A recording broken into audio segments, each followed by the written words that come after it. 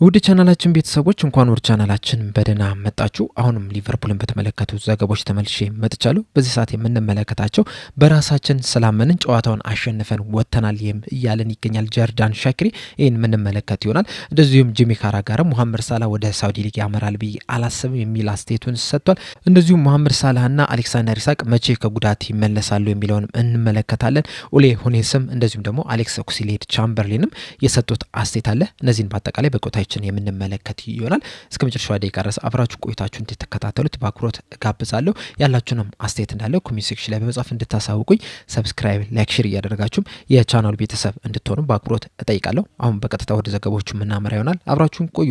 በመጀመሪያ የምንመለከተው አሌክሳንደር ኢሳቅና ሙሐመድ ሳላህ መቼ ከጉዳት ይመለሳሉ የሚለውን ዘገባ ይሆናል። በዛሬው ዕለት ፖል ጆይስ ብሬኪንግ ኒውስ ብሎ ይዞት በወጣው ዘገባ መሰረት አሌክሳንደር ኢሳቅ በሳምንቱ መጨረሻ ወደ ልምምድ ይመለሳል ብሏል። ከዚህ ቀደምም እንግዲህ አሌክሳንደር ኢሳቅ ሊቨርፑል በሻምፒየንስ ሊጉ ከፒኤስጂ ጋር ለሚኖራቸው ጨዋታ ይደርሳል የሚሉ መረጃዎችን ስንሰማ ነበረ። እንደዚሁም አሰልጣኝ አርነ ስሎትም ይህንን ነገርም ሲናገሩ ነበረ። አሁን ላይ ፖል ጆይስም እንዳረጋገጠው ከሆነ በዚህ ሳምንት መጨረሻ ወደ ልምምድ የሚመለስ ይሆናል። ለሻምፒየንስ ሊጉ ከፒኤስጂ ጋር ለሚኖራቸው ጨዋታ ግን ይደርሳል አይደርስም የሚለውን ቀኑ በተቃረበ ቁጥር በእርግጠኝነት የምናውቀው ይሆናል። አያይዞም በዘገበው መሰረትም ሙሐመድ ሳላህ ቅዳሜ ሊቨርፑል በኤፍኤ ካፕ ከማንቸስተር ሲቲ ጋር በሚኖሩ ጨዋታ ላይ ወደ ሜዳ ይመለሳል ብሏል። እንደሚታወቀው ሊቨርፑል ሻምፒየንስ ሊጉ ጋላታሳራይን ባሸነፈበት ጨዋታ ላይ ሙሐመድ ሳላህ በጉዳት ምክንያት ተቀይሮ መውጣት ችሎ ነበር። ከዛ በኋላም ከብራይተን ጋር በመኖራቸው ጨዋታ ላይ መሳተፍ አልቻለም። እንደዚሁም የግብጽ ብሔራዊ ቡድን በነበራት ጨዋታ ላይ መሳተፍ አልቻለም ነበር። አሁን ላይ ግን ከዚህ ከጉዳቱ አገግሞ ወደ ጨዋታ ሊመለስ ተቃርቧል ነው እየተባለ የሚገኘውና ቅዳሜ ለሚኖረው ጨዋታም ይሰለፋል ተብሎ ይጠበቃል የሚል መረጃን ይዞልን ወጥቷል። በመቀጠል የምንመለከተው የባየር ሙኒክ ኤክስኪዩቲቭ ዳይሬክተር የሆኑ ኡሌ ሁኔስ የሰጡትን አስተያየት ይሆናል። በቅርቡ እንግዲህ ሃሪ ኬን በዚህ ሰዓት በገበያው ላይ ምን ያህል ሊያወጣ ይችላል የሚል ጥያቄ ተጠይቀው ነበር። በምላሻቸውም ይህንን ተጫዋች 2023 ላይ ስናስፈርመው በ100 ሚሊዮን ዩሮ ነበረ። ባለፈው የክረምቱ የዝውውር መስኮት ደግሞ ሊቨርፑሎች አሌክሳንደር ኢሳቅን በ150 ሚሊዮን ዩሮ ነው ያስፈረሙት። ስለዚህ ሃሪ ኬን በዚህ ሰዓት ይሸጥ ቢባል 250 ሚሊዮን ዩሮ ያወጣል የሚል ምላሽን ሰጥተዋል። እኚህ ሰውዬ እንግዲህ ለምን ሊቨርፑልን እንዳካተቱት እርግጠኛ አይደለሁም። እስካሁን ድረስም የተበሳጩ ነው የሚመስሉት። እንደሚታወቀው ባለፈው የክረምቱ የዝውውር መስኮት ሊቨርፑሎች ፍሎሪን ቪርትስን ከባየር ሙኒክ ነጥቀው እንዳስፈረሙ አይዘነጋም። ባየር ሙኒኮችም እንግዲህ ተጫዋቹን እናስፈርማለን የሚል ሙሉ እምነት ነበራቸውና በዛ እስካሁን ድረስ የተናደዱ ነው የሚመስሉት። ምክንያቱም ከጥቂት ቀናቶች በፊትም ስለ ኦሊሴ ተጠይቀው ሊቨርፑሎችን አናግዛቸውም፣ ወደ ጥሩ ብቃታቸው እንዲመለሱ አናደርግም፣ ስለዚህ ለነሹ አንሸጥም የሚል ነገርን ምላሽ ሰጥተው ነበረ። አሁን ደግሞ ስለ ሃሪ ኬን ተጠይቀው ስለ ሊቨርፑል ተጫዋች አካተው ነው እየመለሱ የሚገኙትና ለምን እንዳካተቱ እርግጠኛ አይደለሁም። ብቻ ግን ምላሻቸውን በዚህ አይነት መልኩ ሰጥተዋል። በመቀጠልም አሌክስ ኦክስሌድ ቻምበርሊን በሙሐመድ ሳላህ ዙሪያ የሰጠውን አስተያየት ነው የምንመለከተው። በቅርቡ ከኦል አውት ኦፍ ፉትቦል ጋር በነበረው ቃለ መጠይቅ በሰጠው አስተያየት ግልጽ ነው ሙሐመድ ሳላህ እንደዚህ አይነት ስኬቶችን ያሳካል ብሎ የጠበቀው አልነበረም። በጣም የሚገርም ስኬትን ነው እያሳካ ያለው። ልክ እንደ ሮናልዶ በጣም ብዙ ነገሮችን አቺቭ ማድረግ ችሏል። በተለይ ወደ ሊቨርፑል ከመምጣቱ በፊት በቼልሲ ያለ በጣም ብዙ ኦብስታክሎች ነበሩት። በጣም ብዙ ነገሮች ተቸግሮ ነበረ። በዛ ምክንያትም እንግዲህ ወደ ጣሊያን ሴሪያ ሊያመራ ችሏል። ከጣሊያን ቆይታው በኋላ ግን ወደ ሊቨርፑል ሲመለስ ሌላ ሙሐመድ ሳላህ ሆኖ ነበረ መምጣት የቻለው፣ ሌላ አኒማል ሆኖ ነበረ መምጣት የቻለውና ያ ነገር ደግሞ በጣም የሚያስደንቅ ነው። በጣም በሚያስገርም ሁኔታ ነው እየተጫወተ የሚገኘው። ስብዕናው ራሱ በጣም የሚያስገርም ነው። ሁልጊዜም ቢሆን ራሱን ለማሻሻል ጥረት የሚያደርግ ተጫዋች ነው። ከጨዋታ በኋላም በቀጥታ የሚያገግምበትን ነገር ነበረ ሲፈልግ የተመለከት ናቸው። እኛ ደክሞን ወደ ቤት በምንሄድበት ሰዓት ራሱ እሱ በቀጥታ ወደ ጂም ሲሄድ ስንመለከተው ነበረ። የተለያዩ ቴራፒዎችንም ሲወስድ ተመልክተናል።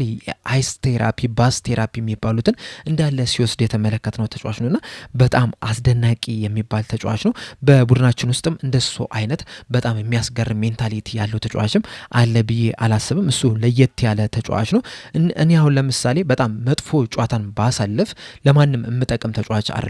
ነገር ግን ደግሞ እርሱ በጣም መጥፎ በነበረበት ጨዋታ ላይ ራሱ ጎሎችን አስቆጥሮ አሲስትም አድርጎ ሲወጣ ተመልክተናልና በጣም አስገራሚ የሚባል ተጫዋች ነው። የአይምሮ ጥንካሬው በጣም የሚያስገርም ነው። ከማንም ተጫዋችም በጣም የላቀ የአይምሮ ጥንካሬ ያለው ተጫዋች ነው። እንደዚሁም ደግሞ በጣም ፕሮፌሽናል የሚባልም ተጫዋች ነው። ሁልጊዜም ቢሆን ቀድሞ ወደ ልምምድ ስፍራ ላይ የሚገኝ እንደዚሁም ደግሞ ከተጫዋቾችም መጨረሻ ከልምምድ ስፍራ የሚወጣ ተጫዋች ነውና ይህንንም ሁልጊዜም በየቀኑ በየሰዓቱ ሲያደርገው የተመለከትኩት ተጫዋች ነው። እንደዚህ የሚያደርግ ሌላ ተጫዋችን አልተመለከትኩም። በዚህም ደግሞ መሐመድ ሳላህን ልናከብረው ይገባል። በዚህ ሰዓት እንግዲህ እድሜውም እየሄደ ነው የሚገኘው። በዛ ምክንያትም ምናልባትም ትንሽም ቢሆን አቋም ወርዶ ሊሆን ይችላል። ያ ደግሞ የሚያጋጥም ነገር ነው። እንደዛም ቢሆንም ግን ሊቨርፑልን ሲለቅ ማየት ግን ያሳዝናል የሚል አስተያየትን ሰጥቷል። በዚህ አስተያየት ዙሪያ እንግዲህ ያላችሁን ሀሳብ እንዳለ ኮሜንት ሴክሽን ላይ በመጻፍ አሳውቁኝ። በመቀጠል የምንመለከተው ጂሚ ካራጋር የሰጠውን አስተያየት ይሆናል። እንደምናውቀው መሐመድ ሳላህ በክረምቱ ሊቨርፑልን ይለቃል። ነገር ግን ደግሞ በቀጣይ ወዴት ሊያቀና ይችላል የሚለው ግን እስካሁን ድረስ ያልተፈታ ጥያቄ ነው። እናም የተለያዩ መላምቶች እየተሰጡ ነው የሚገኙት። በአብዛኛው ወደ ሳውዲ ሊግ ሊያቀና ይችላል፣ ካልሆነም ደግሞ ወደ ኤምኤልኤስ ሊያቀና የሚችልበት እድል አለ የሚሉ የተለያዩ መረጃዎችን ስንሰማ ነበረ። ነገር ግን ደግሞ ጂሚ ካራጋር የራሱን አስተያየት በዚህ ዙሪያ የሰጠውን ስንመለከት እንደኔ መሐመድ ሳላህ ልክ እንደ ሮናልዶ አይነት በጣም ታታሪ የሚባል ተጫዋች፣ የተለያዩ ነገሮችን ማሸነፍ የሚፈልግ ተጫዋች፣ ለስኬት የሚሰራ ተጫዋች ነውና በዚህ ምክንያትም በዚህ ሰዓት ወደ ሳውዲ ሊግ ያመራል ብዬ አላስብም የሚል አስተያየቱን ሰጥቷል። አያይዞም በሰጠው አስተያየት እኔ የሚመስለኝ ወደ ጣሊያን ሴሪያ ያቀናል ብዬ ነው የማስበው።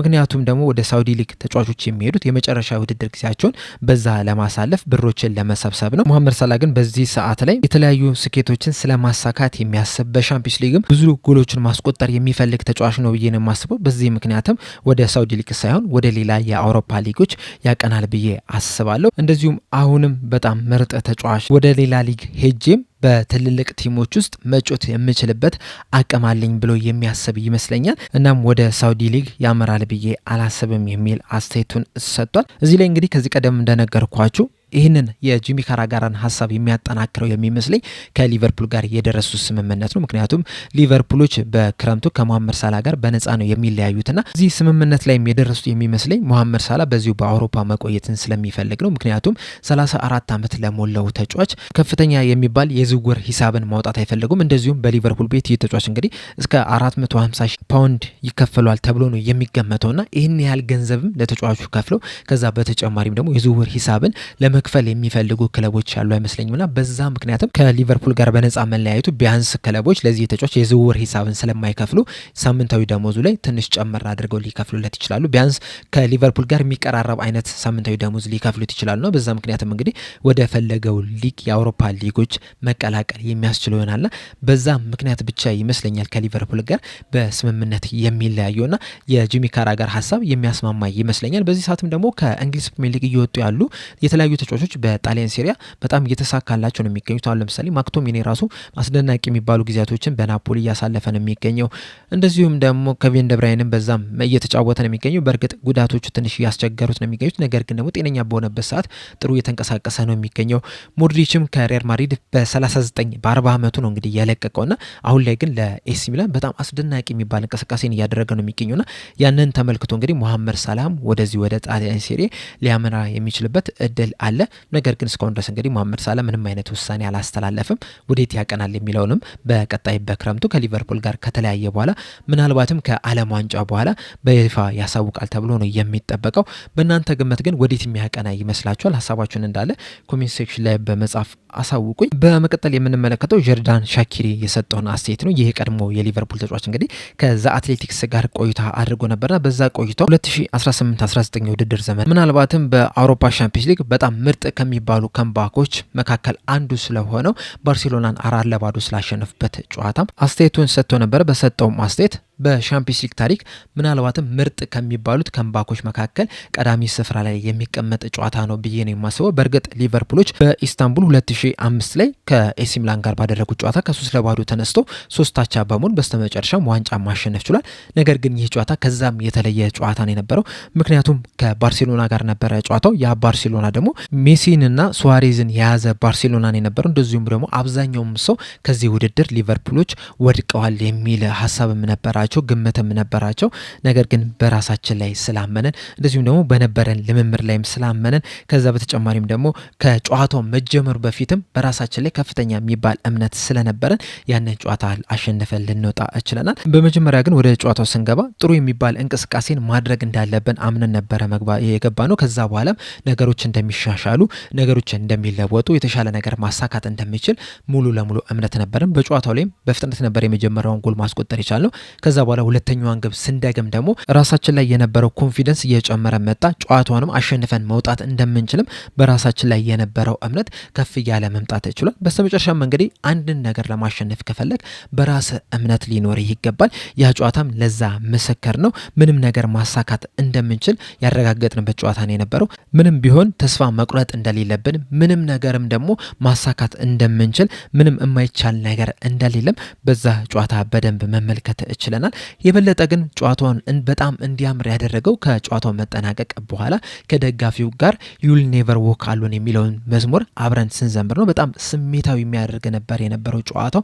በጣም ኢሞሽናል ሆነን ነበርና በጣም ምርጡ ጨዋታ ነው። በሻምፒዮንስ ሊግ ታሪክም ከተመለከትናቸው በጣም ምርጥ ከሚባሉት ከምባኮች መካከልም አንደኛው ይህ ጨዋታ ነው የሚል አስቴቱን እንደዚሁም ሊቨርፑልን ስለመቀላቀሉ በሰጠው አስቴት ሊቨርፑልን መቀላቀሌ በጣም ደስተኛ እንደሆን ነበር ያደረገኝ። ልክ ለሊቨርፑል እንደፈረምኩኝ በቀጥታ ወደ አሜሪካ ነበረ ለቅድመ ውድድር ዝግጅት ያቀናሁት። በዛም እንግዲህ በመጀመሪያው ጨዋታ ለሊቨርፑል ጎል ማስቆጠር ችያለሁና በጣም ምርጥ አጀማመር ነበረ የጀመርኩትኝ። እናም ሊቨርፑልም ለኔ እንደ ቤቴ የምቆጥረው ነው። ገና ከመጀመሪያው ቀን ጀምሮ ወደ ሊቨርፑል ሳቀና ቤቴ የሄድኩ ያህል ነበር የተሰማኝ።